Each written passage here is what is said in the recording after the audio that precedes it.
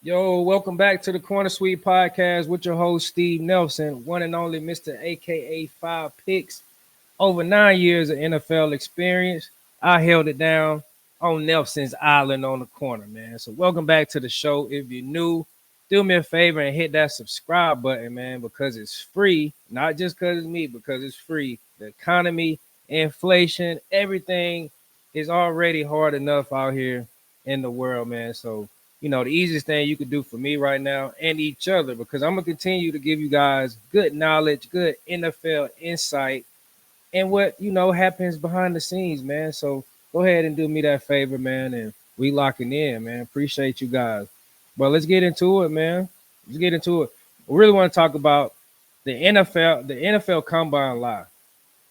This is something that people don't really talk about enough. I know we coming up on the Super Bowl, right? So after the Super Bowl, what kicks off? You got all your off-season things like what free agency, and then you roll over to the draft and you try to figure out who your franchise quarterback going to be, who your cornerstone pieces are going to be for the future of your organization, right? So that's where I kind of want to start in today's video. So let's get into it, man. So imagine a world, right, where a player's entire future, millions of dollars, a lifelong dream, generational wealth comes down to a single jump or a 40-yard sprint or how many reps he can crank out on a bench press in a spandex. That world exists. It's called the NFL Combines, ladies and gentlemen. Every year, grown men train for months, sometimes years, to master drills that don't even exist in real football games. They don't exist. No pads, no pressure, no defenders, no playbook. The biggest thing, just watchers, lasers, executives with clipboards. But here's a real question nobody wants to ask out loud. Does the NFL Combine actually predict who will be great on Sundays? I'm gonna let y'all sit with that, man, while I sip my little ice green tea. Let me ask that question again, guys. Does the NFL Combine actually predict who will be great on Sundays? I want y'all to leave that in the comments. Go ahead and clip that for me too. Or our team still falling for the same illusion year after year, drafting workout warriors, while real football players quietly slide down the draft, right? Today we're pulling the curtain all the way back. We're talking while some players dominate the combine and disappear in the NFL, while average testers turn into Hall of Famers. How teams still over index on a raw athleticism and whether the combine helps scouts or hurts them. Because once you see this clearly, you'll never look at the draft hype the same way, right? What the NFL combine was meant to be, right? Let's rewind for a second, everybody. The NFL combine was never designed to be a crystal ball. It really wasn't. In my opinion, it's just more money, more viewers, men in tights, right? People, showing their God given athletic ability, all these muscles, guys running, faster than lightning, jumping over the moon, and the world can watch it at their disposal. Like that's what it is to me, in my opinion. You tell me what it is to you. But the NFL combine, it was never designed to be a crystal ball. Originally, it was a medical and verification tool. Clip that. Teams wanted to check injury history, measure height, weight, wingspan, confirm speed baselines, compare prospects under identical conditions. That's it. It was supposed to supplement film, not replace it. But somewhere along the way, something happened. Stopwatches got faster. Social media got louder, right? Draft coverage became a 24/7 business. And suddenly a 40-yard dash wasn't just a data point. It became a headline. A vertical jump wasn't context, it became a ranking. A cone drill wasn't informational.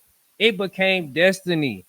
The combine stopped being a tool and started becoming a talent show. Clip that. Clip that. It became a talent show. You feel me? We all know that combine hero phenomenon. We all know that workout warrior. When you was growing up, even if you didn't make it to the pros, whether that's well, if you played little league, maybe you had a guy that was, if that's your level that you got experience on. If that's your level, everybody's played with a couple kids that look like, man, they should have been in middle school. They had small mustaches, they were taller than everybody, stronger than everybody, right?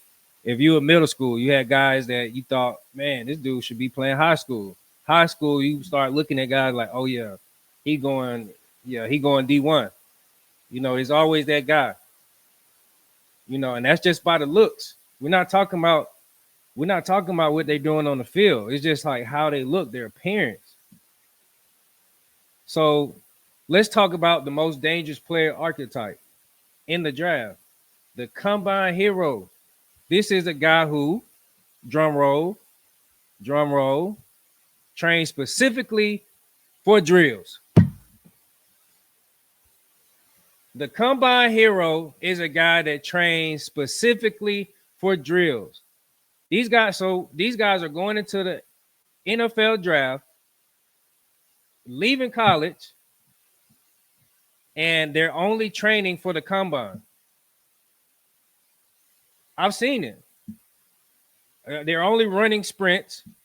They're not training the tools that got them there, which is, basic weaving, backpedaling for my instance, cutting, catching the ball, hand-eye coordination. They're not getting in the film room, getting on the board, drawing up route concepts, drawing up formation. They're not doing that. They're training specifically for drills. They look incredible in shorts. They test off the charts, and they climb the draft boards overnight. It's incredible, man. How they've been doing this for years. The problem, football isn't played in a controlled environment on Sundays. There's no perfect start. Think about it. There's no perfect start. There's no clean surface.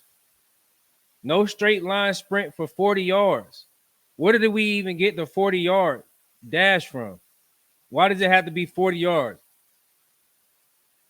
There's not too many times that you're going to be running full speed in general in an NFL football game.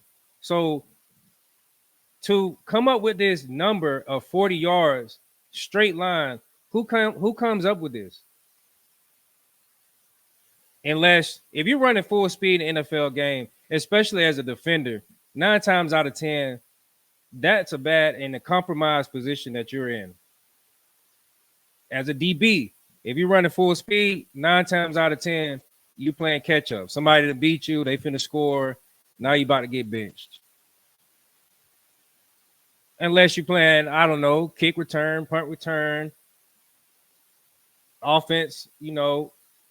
I've seen running backs hit their head on the goalpost. I've seen Derrick Henry do it for years. Especially earlier in his career, he'll get a handoff, bounce outside, and he's up the sideline. But those are rare occasions, and even then, you're still cutting. You're not running straight. That's my point. No defender politely stand out of your lane. Nope. Yet every year we convince ourselves this time athleticism will translate. And every year it doesn't. It doesn't. And why is that? Because the combine measures potential, not performance. It tells you what a player can do, not what he will do under pressure. It's the silliest thing in the world. It's like that's why I know that these guys don't watch tape. They're blind to tape. The title of this video is "Are NFL Execs Blind to the Tape?" Exactly my point. So why game tape still matters more? Here's the uncomfortable truth. Football IQ beats freak athleticism far more often than people admit. The game tape always shows the eye in the sky. It's always watching. Just watch it. Watch the tape. Processing speed, anticipation, instincts, decision making under chaos, effort when tired. How a player reacts when the play breaks down. None of that shit shows up on the stopwatch. None of it. A receiver doesn't get open because he ran fast in Indy. He gets open because he understands leverage. A linebacker doesn't make plays because he jumped high. How many times you seen a linebacker? Let's give an example. Aziz Shire, hell of a football player, by the way. How many times do you see him jumping as high as he fucking can on the football field? Excuse my language. Blue 42 said height jump as high as he motherfucking can as soon as the play snaps. The ball hikes. I'm waiting. If you find a player that does that the start of a play, I'll give you $100,000. Let's move on. The linebacker that he doesn't jump high, he makes plays because he diagnoses the run before it happens. A quarterback doesn't succeed because of arm strength. He succeeds because he processes faster than the defense. Tom Brady, for example. Prime Aaron Rodgers, for example. Drew Brees, Phillip Rivers, Joe Burrow, Pat Mahomes. The list goes on. I can keep going about these great quarterbacks. He succeeds because he processes faster than the defense. The film doesn't lie. Drills can. Hello. So what's the point of the combine? Viewership. It's all money. It's all business driven. Don't ever get that twisted.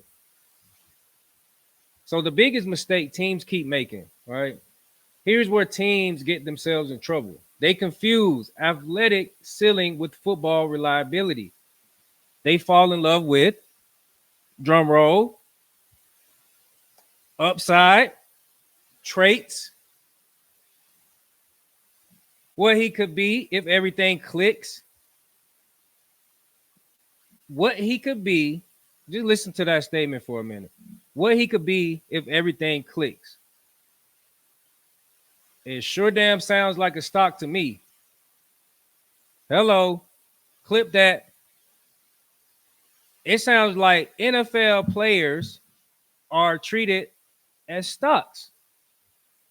When you invest in, let's say, a penny stock, a new startup, a new IPO, right? You're betting on it, on the performance to increase or to earn capital. I'm just saying. But the NFL isn't a development league. Every roster spot is a business decision. Every snap is a job interview. Every mistake gets amplified. And when the teams draft on projection alone, they gamble. Sounds like a stock to me. Can this guy process fast enough? That's the question. Can he handle complexity? Can he play when the game isn't clean? Too often the answer is no. Meanwhile, players who already know how to play football but don't look flashy in drills get labeled as limited until they start winning games. So stay right there. I want to share something with you guys. I went back and found my 2015, that's the year I got drafted. I went out and found how I was viewed. And you know, it pissed me off a little bit. But this is the thing that kind of hindered me, and I still played over 9 years starter. So it didn't really stop anything. I think I could have earned a lot more money. Um, but this is why guys don't watch film. They're still going off of this right here. Let me show you. They're still going off of this right here. How I was viewed coming out. This is how they had me. Let me show y'all. Let me go. Let me see. This is how they had me, guys.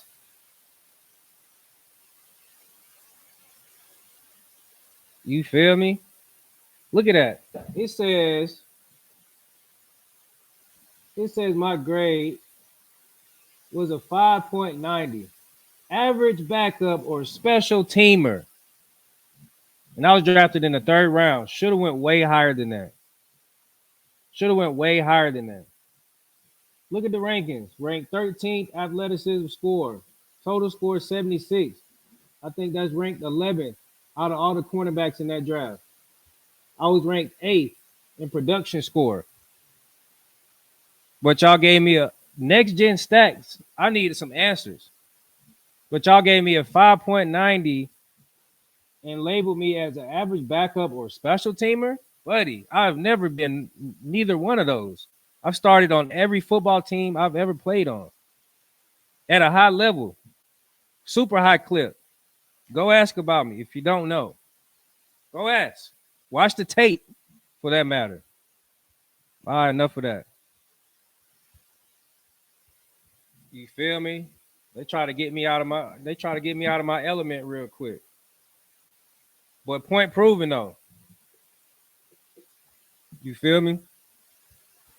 Um, but moving on, why does the combine still exist?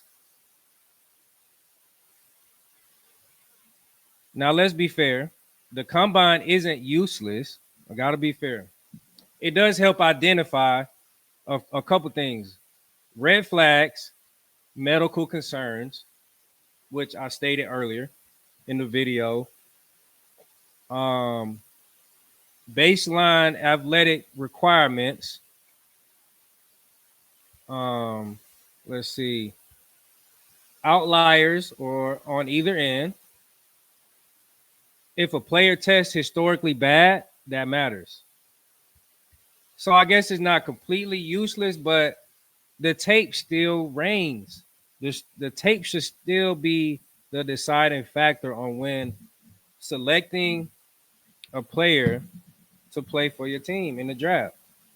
It should still matter. You feel me? It should still matter. It should still matter. I mean, I don't get it. I don't get it. But hold on, man. I'm having some technical difficulties real quick with my computer. So if somebody tests historically bad, that does matter. Like as a wide receiver, let's say that's projected to go in the first 2 rounds. On tape, he might look, amazing, good speed and whatnot. But that's the anticipation part of it. So it does matter somewhat, slight, but it doesn't tell the whole picture. So if this guy goes out, said prospect, who's supposed to be a guy, and he goes out, let's say the average, a good time for good wide receivers are within, sub 4.5 ish type of range. If he goes out and run like a 4.8, there's some question marks, right? There's gonna be some question marks. So I get that. The issue isn't the combine itself. The issue is how much weight teams give it. When drills outweigh film, that's when mistakes happen. The combine should confirm what you already see on tape, not contradict it.